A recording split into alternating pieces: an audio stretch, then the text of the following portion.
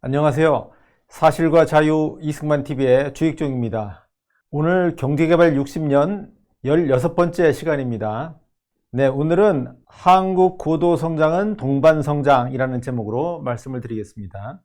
동반성장이라는 말은 2000년대 후반 이명박 정부 때쯤 정부 정책으로까지 채택됐는데요.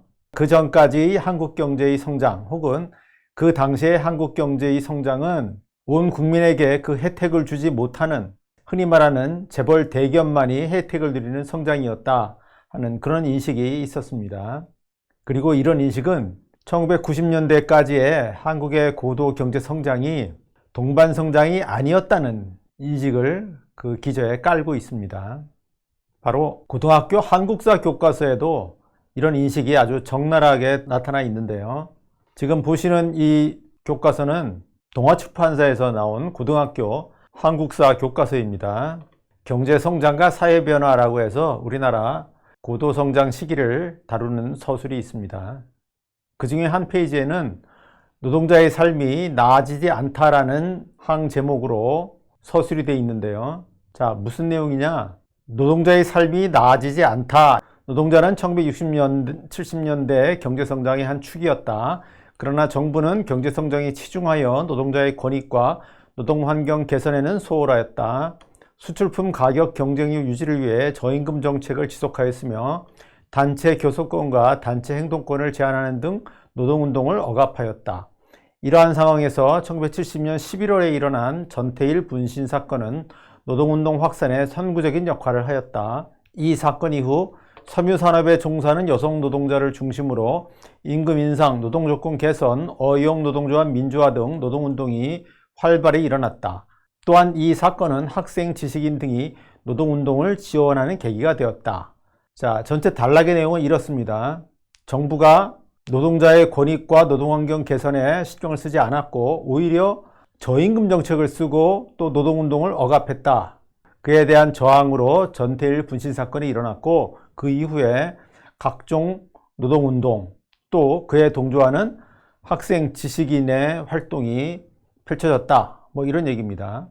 제목은 노동자의 삶이 나아지지 않다라고 되어 있는데 노동자의 삶이 실제로 어떠했는지에 대해서는 아무런 서술이 없습니다. 사기술이에요. 그렇잖아요. 노동자의 삶이 나아지지 않다라고 하면 노동자의 소득이 올라가지 않았다, 일자리가 늘어나지 않았다, 뭐 이런 얘기를 해서 노동자의 삶이 실제로 나아지지 않은 것을 보여야 되잖아요. 근데 제목을 이렇게 뽑고는 그 내용은 정부가 뭔가 노동 억압 정책을 펼쳤고 노동자들은 그에 저항했다, 이 얘기 말고는 없습니다. 그런데 정부가 노동 억압 정책을 쓰면 반드시 노동자의 삶은 정체하고 퇴보하느냐? 그렇지 않습니다. 경제가 고도 성장을 하면 정부가 노동 억압 정책을 쓰더라도 노동자의 삶은 얼마든지 나아질 수 있습니다. 오늘 그걸 보이려고 하는 거고요. 자, 이렇게 한국의 고도 성장기에는 노동자의 삶이 개선되지 않았다고 하는 인식이 우리나라 좌익의 머릿속에는 아주 강하게 뿌리박혀 있고요. 이걸 중고등학교 교과서 등을 통해서 자라나는 세대에게 계속 주입을 하고 있습니다. 그 결과 많은 사람들이 한국의 고도 성장은 성장률은 높았지만 그러나 다수 국민에게 혜택을 주는 요즘 용어로 동반 성장은 아니었다. 이런 잘못된 인식을 갖게 만듭니다. 오늘 저는 한국의 고도 성장이야말로 진정한 동반 성장이었다라는 말씀을 드리겠습니다. 자, 먼저 인구와 경제활동 참가율을 좀 볼 필요가 있습니다. 자, 우리나라는 1950년대 후반부터 베이비 붐이 일어났어요. 특히 1960년대 초까지 연간 100만 명 가까이 신생아가 태어나는 그런 베이비 붐이 있었고요. 그 이후에도 차차 출생아 수가 줄어들었지만 그래도 1970년대까지 해마다 많은 신생아가 태어났습니다. 그 결과 인구가 빠르게 증가했어요. 자, 이렇게 인구가 증가를 하면 그 인구 중에서 15세 이상 인구도 늘어나게 됩니다. 1950년대 중엽부터 베이비 붐이 시작됐다고 본다면 1970년경부터는 15세 이상 인구가 폭발적으로 늘어납니다. 여기서 15세 이상 인구를 특별히 거론하는 이유는 바로 그들 중에서 경제활동 인구가 나오기 때문입니다. 경제활동 인구란 실제로 취업을 했거나 아니면 취업을 하기 위해서 구직활동을 하고 있는 사람들을 가리킵니다. 자, 경제활동 인구수가 1963년에는 한 700 몇십만 정도 됐어요. 그런데 1991년에는 한 1700만, 1800만 이렇게 증가합니다. 거의 1000만 명이 증가해요. 15세 이상 인구는 경제활동 인구와 비경제활동 인구로 나눠지는데요. 나이가 많아서 애초에 일을 할 수 없거나 또는 학생으로서 학업활동을 하느라고 일을 할 수 없는 사람들, 또 전업주부와 같이 아예 일을 할 생각을 안 하는 사람들, 이런 사람들이 비경제활동 인구에 들어갑니다. 전체 인구가 늘면서 경제활동 인구와 비경제활동 인구가 다 늘어났어요. 그런데 아까 말씀드린 대로 베이비 부모라고 하는 그 숫자가 아주 많은 집단이 15세 이상에 달하면 그들 중 많은 수가 경제활동 인구에 들어가게 됩니다. 그러면 경제활동 참가율, 그러니까 경제활동 인구를 15세 이상 인구로 나눈 경제활동 참가율은 높아지게 돼 있습니다. 이 그래프에서 검은 실선으로 표시한 것이 경제활동 참가율인데요.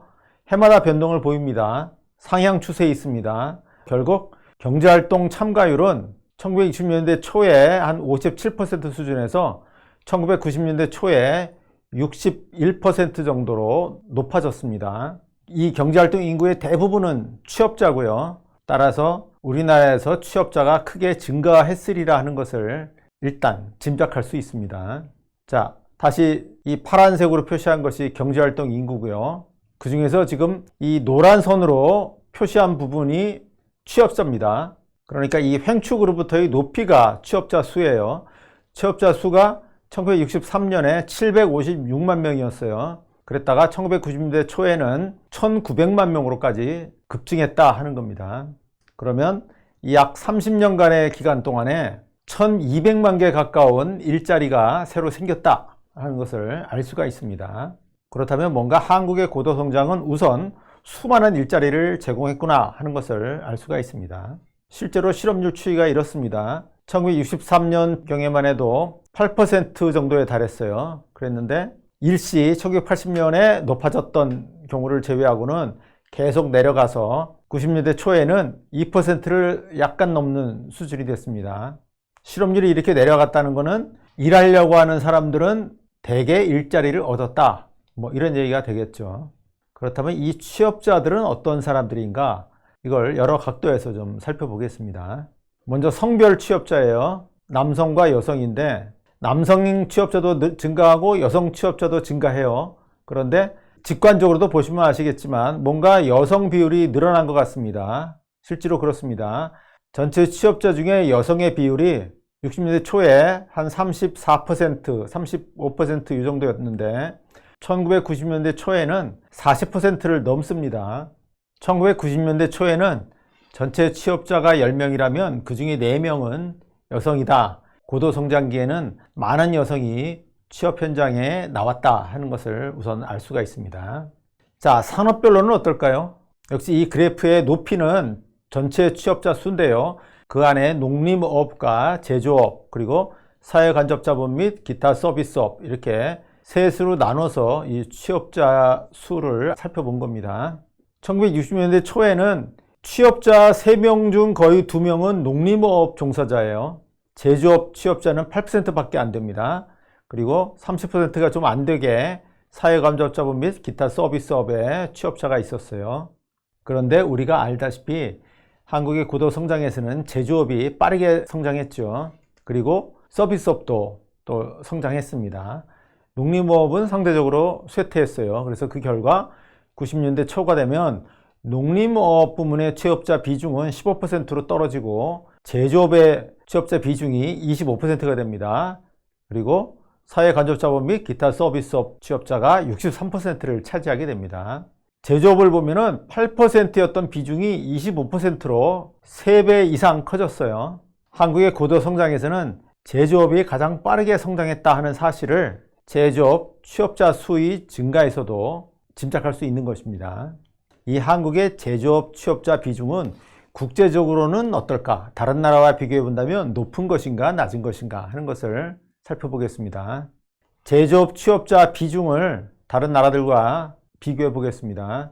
여기서는 1970년부터 1993년 초까지 상황을 나타내고요. 한국은 제조업 취업자 비중이 한 14% 정도에서 25% 정도로 커졌습니다. 일본은 어떨까요? 일본은 1970년에만 해도 한국보다 훨씬 높았어요. 27, 8% 정도 됐습니다. 그런데 그 이후 만만하게 내려가서 1990년경에는 25%가 좀 안 된다 하는 겁니다.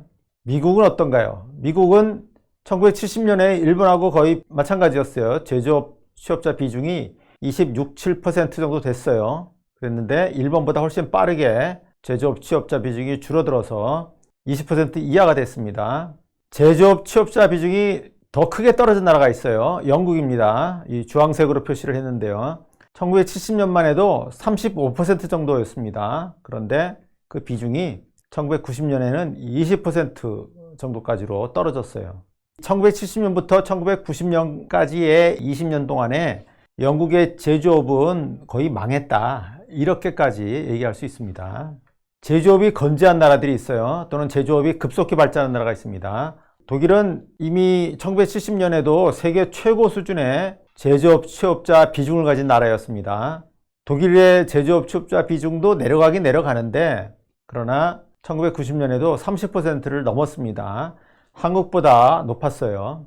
또 한국보다 훨씬 제조업 취업자 비중이 높은 신흥공업국이 있습니다. 대만입니다. 타이완이요. 1970년에 20%좀 넘었던 것이 85년에는 35%에 달하고 그 이후에도 약간 낮아졌지만 독일, 한국보다도 더 높은 수치를 보이고 있습니다. 네, 이 그래프를 보면 고도성장기에 한국은 세계적인 제조업 국가로 성장했다 하는 것을 알 수가 있고요. 한국과 마찬가지로 대만도 세계의 제조업 국가가 됐고 독일과 일본은 제조업 국가로서의 그 지위를 유지한 반면 영국과 미국은 제조업 국가로서의 지위를 잃었다 하는 것을 알 수가 있습니다. 다음에는 이 취업자의 고용 형태를 보겠습니다. 여기서 고용 형태라는 것은 기업에 고용되어 있는 임금 근로자냐 아니면 자기 스스로 사업을 하는 사업주, 아무래도 자영업주가 많겠죠. 자영업주들은 대개 가족들이 일을 같이 하잖아요. 그러면 일을 같이 하는 그런 자영업자의 가족이냐 이런 것을 따져보는 겁니다. 이 막대 그래프는 63년, 73년, 83년, 93년 요 4개 년도에 대해서 그려져 있는데 맨 밑에 이 파란 막대가 임금 근로자예요. 임금 근로자 수가 1963년에 한 200만 정도 이 정도 됐어요. 그랬다가 1993년에 한 1200만 명으로까지 급증합니다. 63년에 이 임금 근로자는 취업자의 31% 정도를 차지했었는데 93년이 되면 61%를 차지한다는 겁니다. 임금 근로자가 이렇게 많이 생겼다는 것은 기업이 그만큼 많이 생겼다는 거죠. 이 사람들을 채용하는 기업들이 많이 생겨났다. 한국의 고도 성장은 곧 많은 기업들이 탄생하고 또 성장하는 과정이었다 하는 것을 말해줍니다. 이 주황색으로 표시한 것이 자영업주입니다. 자영업주의 수는 늘긴 늘었어요. 그 비중은 63년에 37%에서 93년에 28%로 줄어들었습니다. 한국의 자영업주가 많다고 하지만 어쨌든 고도성장기에 줄어들었고 지금까지도 완만하게나마 줄어들고 있습니다. 다만 초기에 워낙 자영업자 비중이 높았기 때문에 아직도 자영업자의 비중이 높은 그런 축에 속하는 거고요. 그 다음에 자영업주의 가족은 별도로 급여를 받지 않는 걸로 봐서 무급가족이라고 표현을 합니다. 이 회색으로 표시된 부분인데요. 63년에 31%에서 93년에 10.8%로 줄어들었습니다. 그러니까 이 1963년에는 다수의 이 자영업주 가족이 그 자영업에 같이 종사를 했다. 그런데 1990년대 초가 되면은 자영업주의 가족원들 중에는 그 자영업에서 일하지 않는 사람들이 많이 생겼다 하는 것을 알 수가 있습니다. 그건 그만큼 역시 취업 기회가 많이 생겼기 때문이겠죠. 어쨌든 이렇게 해서 전체적으로 보면 임금 근로자의 비중이 빠르게 높아져 왔는데 이거는 선진국형 취업 구조로 가는 것입니다. 자, 1990년경에 한국, 미국, 일본, 영국, 싱가포르, 대만 이 각각에서 임금 근로자, 자영업주, 또 무급 가족 종사자 이들의 전 취업자에서의 비중을 살펴보면요. 한국의 임금 근로자 비율이 낮기는 낮습니다. 미국, 일본, 영국, 싱가포르에 비해서도 낮고 심지어는 대만에 비해서도 낮아요. 근데 이 중에 특히 미국, 일본, 영국, 싱가포르 모두 임금 근로자의 비중이 대단히 높습니다. 미국 같으면은 거의 90%에 달해요. 일본도 한 80%에 달합니다. 이건 선진국일수록 기업들이 많고 대부분의 취업자가 그 기업의 임금 근로자로서 채용된다 하는 것을 말합니다. 연령별로 볼까요? 연소 노동자는 15세에서 19세의 취업자를 말합니다. 여기 빨간색 표시한 것은 광공업 부문의 연소 노동자 수고요. 하늘색으로 표시한 것이 그 외 나머지 부문, 농림업 또는 서비스업 이 부문에서의 연소 노동자 수입니다. 연소 노동자의 절대수는 1970년대 말까지 증가합니다. 그랬다가 1970년대 말부터 급격히 줄어듭니다. 연소 노동자는 왜 줄어들까요? 고도 경제 성장을 하면서 가난할 때는 취업했던 그런 청소년들이 이제 학업에 종사하는 거죠. 전체 취업자 중에 연소 노동자의 비중을 보면은 1970년대 중엽까지 한 12, 3% 정도를 차지하고 있었어요. 그랬다가 그 이후에 빠르게 내려갑니다. 1980년대 말에는 한 3%를 좀 넘는 수준으로까지 줄어듭니다. 자, 우리나라의 연소 노동자는 아주 가난해서 취업을 했다가 경제 성장과 더불어서 소득이 높아지니까 이제 학교를 다니고 더 이상 일을 하지 않는 그런 특징을 보였는데요. 다른 나라 주요 선진국하고 비교하면 어떨까요? 연소 노동자의 경제활동 참가율을 한국과 그 다음에 미국, 일본, 싱가포르, 영국 이런 나라들과 비교를 해본 겁니다. 자, 우리나라에서는 15, 19세 청소년 중에서 경제활동에 참가하는 연소 노동자의 비율이 1990년대 초에 14%, 또 13% 이 정도밖에 안 됐습니다. 미국은 무려 40%나 돼요. 일본도 18%고요. 싱가포르 30% 가까이 되고 영국은 거의 60% 가까이 달합니다. 미국과 영국에서는 각기 청소년 10명 중에 4명 혹은 6명이 경제활동에 참가하고 있었다 하는 겁니다. 자, 이렇게 미국과 영국에서 청소년의 경제활동 참가율이 높은 것은 가난해서 학교를 못 다니고 취업을 했다 이건 아니겠죠. 학교를 다니는 학생들이 아르바이트를 하는 겁니다. 왜 미국의 대학생들 그러면 자기 스스로 공부를 하면서 아르바이트 형태로 일을 해서 자기 돈을 벌잖아요. 일종의 자립훈련이라고 할 수 있는 건데 이런 자립훈련의 관행이 강한 거죠. 우리나라 경우에는 청소년들에 대해서는 과보호라는 말이 들 정도로 웬만한 가정에서는 돈을 벌게 하기보다는 그 시간에 공부해라 이런 식으로 해서 일을 하지 않게 되죠. 그런 현상을 나타내고 있는 겁니다. 자, 이렇게 우리나라 취업자의 특징을 여러 각도에서 살펴보고 나면 여성의 취업이 늘었다, 또 제조업 부문에서의 취업자가 늘었다, 그리고 청소년 노동자는 그 비중이 1970년대 후반부터 빠르게 줄어들었다 하는 이 세 가지 특징을 볼 수 있습니다. 그럼 이제 제조업 취업자를 좀 더 자세히 살펴보도록 하겠습니다. 제조업 취업자 수는 1960년대 초에만 해도 100만 명이 안 됐어요. 그랬는데 1990년대 초가 되면 500만 명이 넘습니다. 거의 6배 이상 증가한 것이 되겠고요. 전체 취업자 중에 1960년대 초에만 해도 10%가 안 됐다가 나중에는 전체 취업자의 거의 25% 정도를 차지하게 된다 하는 겁니다. 자, 제조업 부문의 여성 취업자 수는 이 막대 그래프에서처럼 증가하고요. 제조업 내에서의 여성 취업자의 비중도 이 63년부터 90년대 초까지 완만한 상승세를 보입니다. 여성 취업자가 가장 많이 집중된 제조업은 섬유의료업이 대표적이고 그 다음에는 전기전자공업이죠. TV나 냉장고 등 전기전자제품을 조립하는 라인에 많은 여성 근로자들이 나란히 앉아서 일을 하고 있는 풍경, 우리에게 익숙한 장면입니다. 네, 지금 보시는 이 표는 1960년대 후반에 한국, 일본, 그 다음에 필리핀, 태국, 대만 이런 동아시아 국가들의 각국 제조업의 시간당 노임이에요. 미 달러, 센트 표시한 노임입니다. 자, 1966년에 한국이 제조업의 시간당 노임이 10센트입니다. 일본이 56센트, 필리핀이 22센트, 태국 20센트, 대만 19센트. 그러니까 1960년대 중엽만 해도 필리핀, 태국, 대만의 절반 수준의 임금을 한국이 받고 있던 겁니다. 일본에 비해서는 그 5분의 1도 안 되는 거고요. 그런데 자, 69년까지 필리핀, 태국, 대만은 큰 변동이 없습니다. 일본은 당시 고도 성장을 하고 있었고 일본의 노임은 86센트로 올라갔습니다. 한국은 어떠냐? 한국이 가장 빠르게 상승했습니다. 10센트에서 19센트가 됐어요. 어느덧 이 필리핀, 태국, 대만 뭐 이런 수준에 비슷하게 근접을 한 겁니다. 우리나라의 노임은 1960년대 중엽에 거의 아시아 최저 수준이었다. 그런데 60년대 후반에 빠르게 상승했다 하는 것을 알 수가 있습니다. 물론 동아시아 최저 수준이죠. 바로 이런 상황에서 1970년에 전태일 분신 사건이 일어났습니다. 자, 이건 경향신문 1970년 10월 14일자 보도인데요. 그 전날인 11월 13일에 평화시장의 재단사가 혹사 등의 항의에서 분신을 했다. 몸에 휘발유를 끼얹고 불을 질렀다는 거죠. 그랬다가 병원에서 숨졌다. 숨진 전태일 씨 이렇게 되어 있습니다.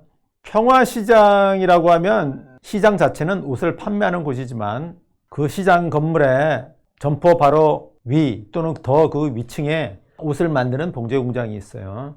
그래서 봉제 공장에 업주가 있고 그 밑에서 옷을 재단하는 재단사가 있습니다. 물론 재단사에는 재단 보조원이 있고요. 그리고 실제로 미싱으로 옷을 제조하는 미싱사가 있고요. 이 미싱사에는 또 미싱 보조가 있어요. 그리고 제일 허드렛 일을 하는 시다가 있습니다.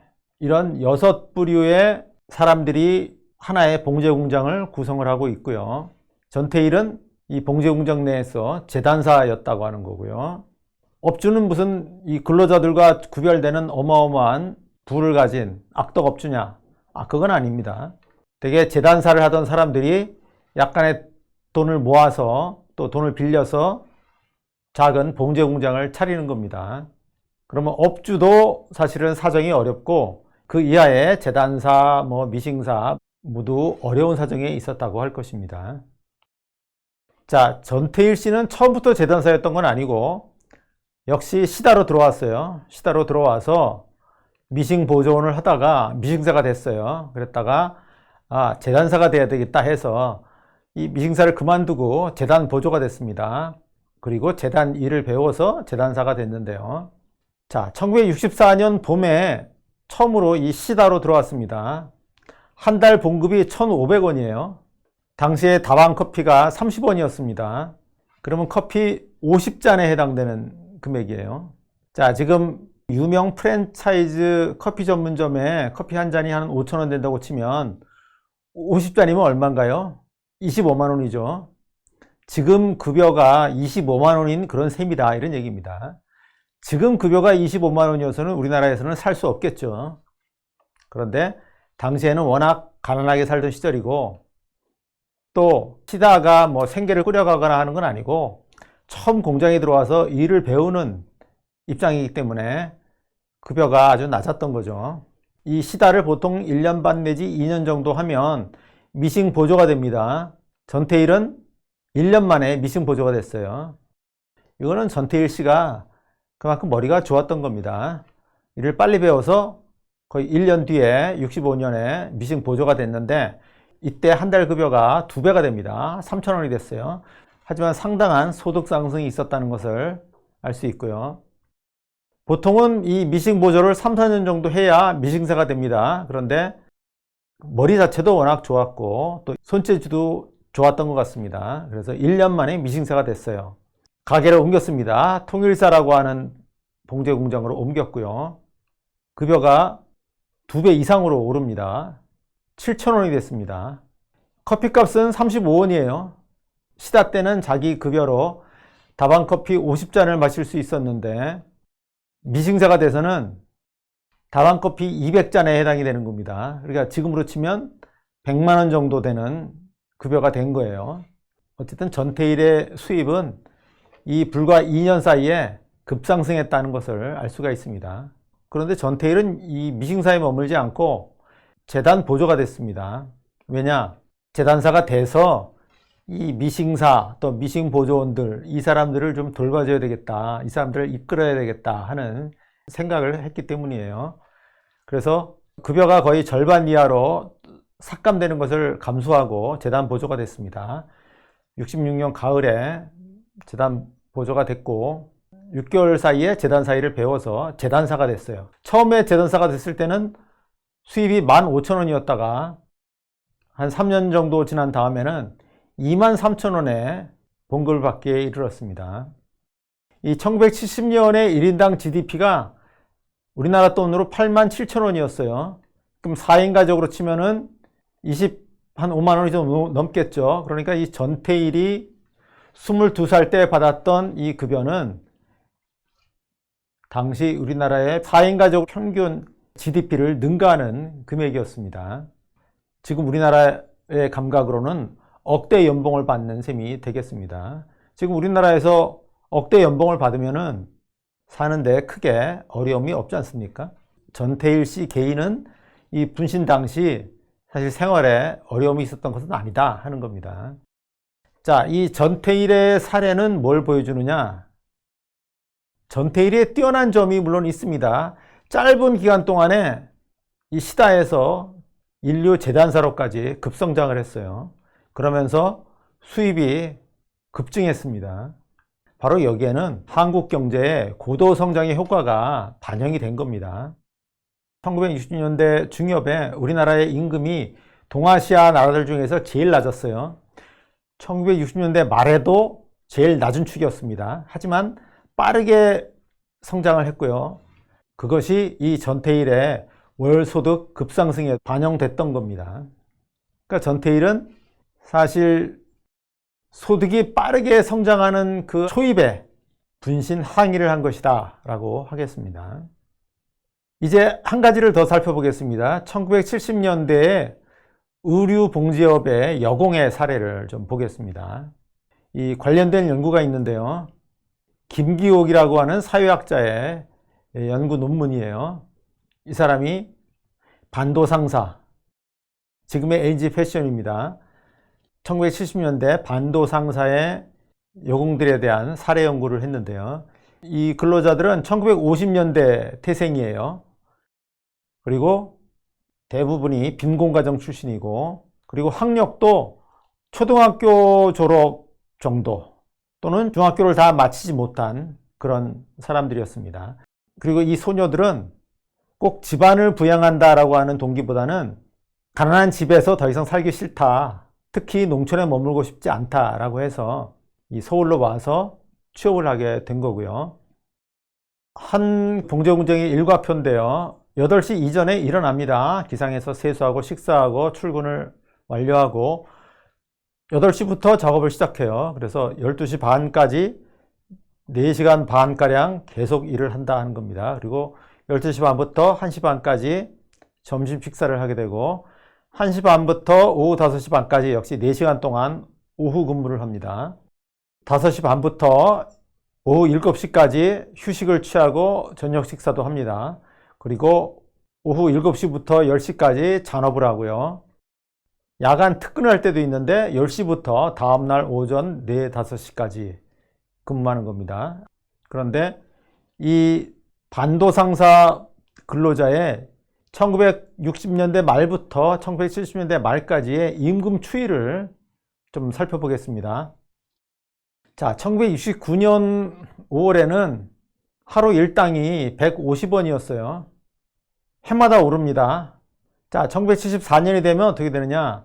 460원이 돼요. 3배 오릅니다. 3배. 5년간 3.1배로 오르는데 연평균 25%의 상승률입니다. 그런데 당시 물가는 연 13% 상승했고요. 그렇다면 실질 임금이 1년에 12%씩 오르는 겁니다. 그렇게 높지 않네 라고 생각하는 분이 있을지 모르겠는데 사실은 대단히 높은 겁니다. 자, 1974년에 노조가 결성이 됐어요. 이때 거의 40% 일괄 인상이 됐습니다.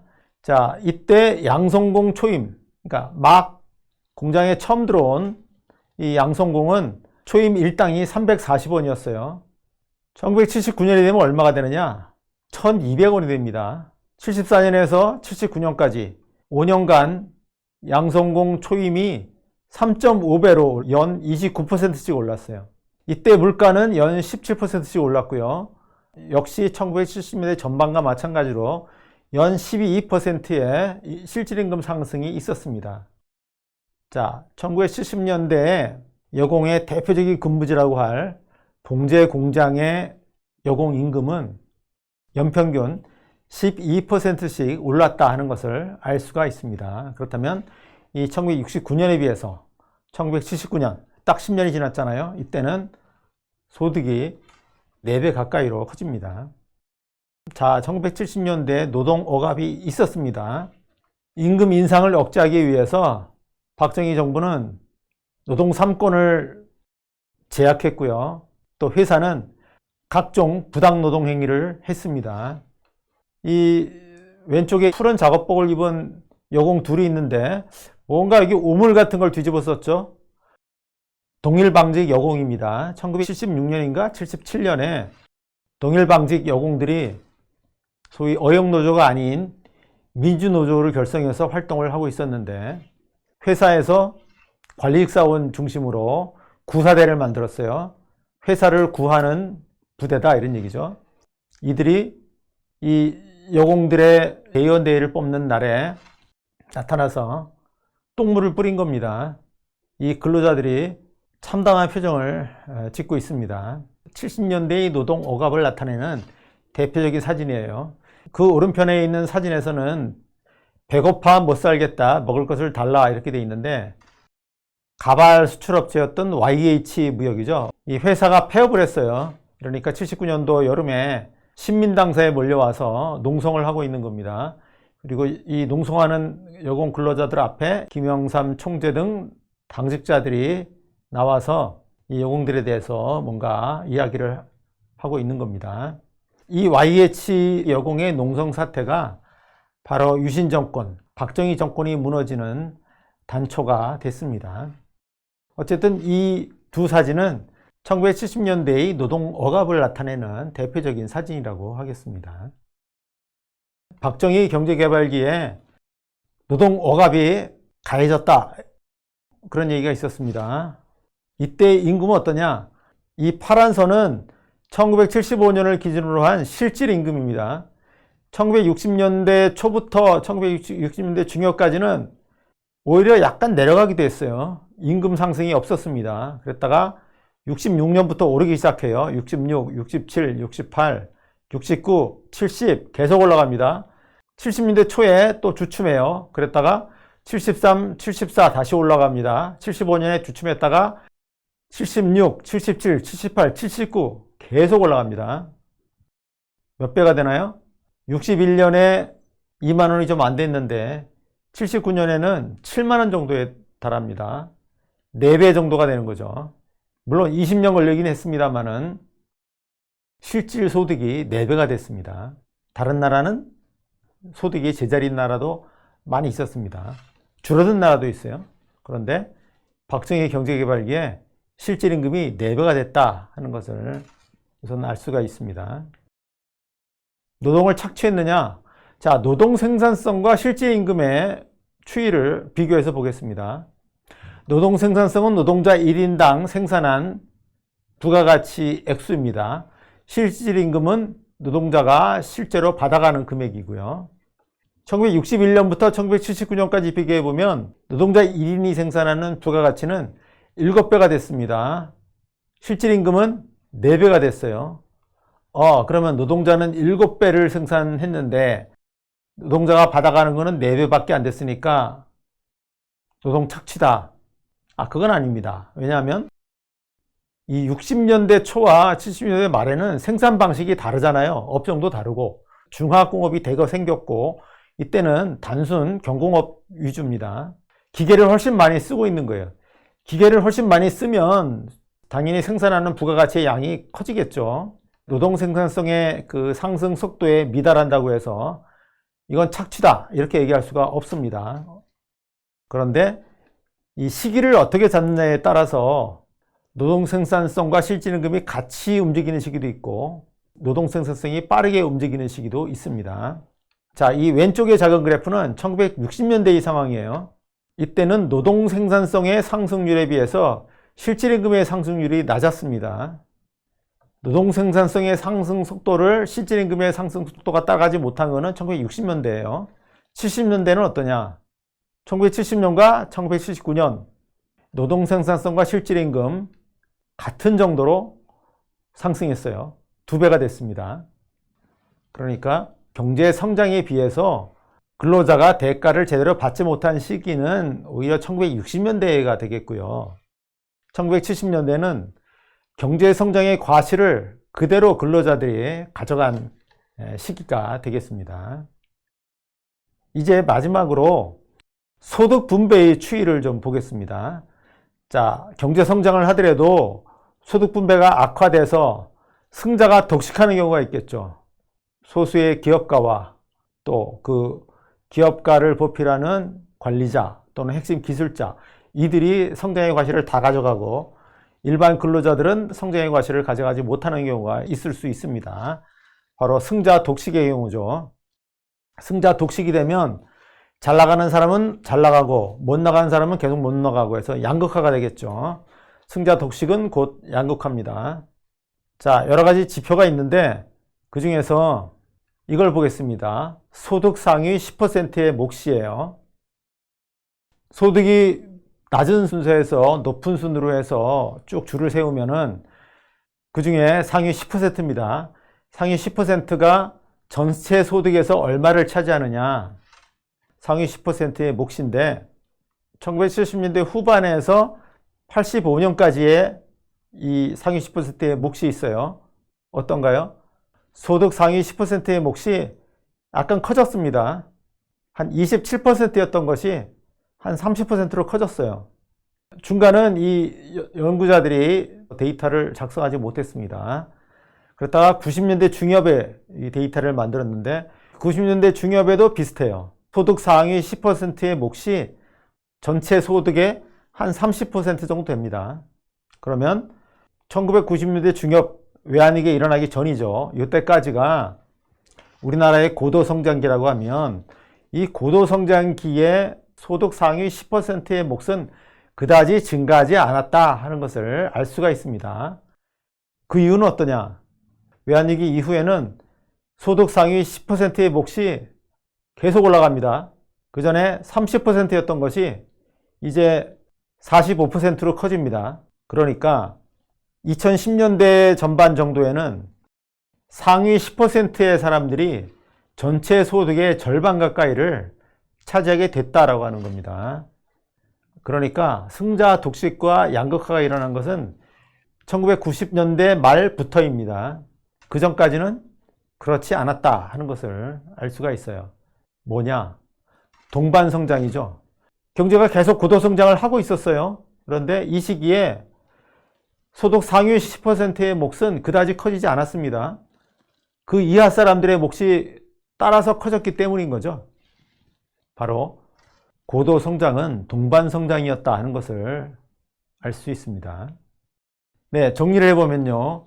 교과서에 그렇게 쓰여 있고 우리나라의 좌익들은 우리나라의 고도 성장기에 노동자 등 국민에게 그 고도 성장의 과실이 돌아가지 않았다.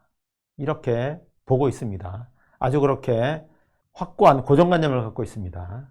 그런데 오늘 살펴본 것처럼 고도 성장기에는 성장의 과실이 공유가 됐습니다. 이건 두 가지 때문이에요. 하나는 일자리가 대거 창출이 됐고요. 또 하나는 그 각각의 일자리에서 임금이 급상승했기 때문입니다. 자, 전체 인구가 증가하고 경제활동 인구가 증가합니다. 그 속에서 제조업, 서비스업 중심으로 많은 일자리가 생겼고 취업자가 대거 증가했습니다. 특히 기업들이 많이 생긴 결과 임금 근로자가 대거 늘었습니다. 이렇게 일자리가 창출되면 한 가게에는 여러 명의 임금 소득이 생기겠죠. 그래서 우선 소득이 증가합니다. 게다가 개별 임금도 올랐습니다. 임금은 60년대 후반부터 상승했고 특히 집중적으로 상승한 게 1970년대 후반 그리고 1980년대 말이었습니다. 박정희 전두환 정부는 임금 상승을 억제하려고 했지만은 실패했습니다. 왜 실패했느냐? 노동자의 격렬한 투쟁 때문이냐? 아닙니다. 시장의 힘 때문이에요. 고도 성장이 일어나면서 노동시장에서 근로자들을 계속 빨아들이는 거예요. 수요 공급입니다. 시장의 힘이 작용해서 임금이 계속 오르는 겁니다. 특히 1976년, 77, 78년, 또 1986년부터 88년까지의 3조 호황기, 그리고 그 뒤를 잇는 노동자들의 투쟁 기간 동안에 임금이 급상승하는 겁니다. 이런 시장의 힘을 정부가 인위적으로 억누를 수가 없었던 겁니다. 그래서 외환위기 전까지는 분배는 악화되지 않았고요. 오히려 개선되는 시기도 있었습니다. 결국 한국의 고도 성장은 동반 성장이었습니다. 고도 성장이 최고의 복지를 국민들에게 제공했던 겁니다. 네, 오늘 여기까지 말씀드리겠습니다. 감사합니다.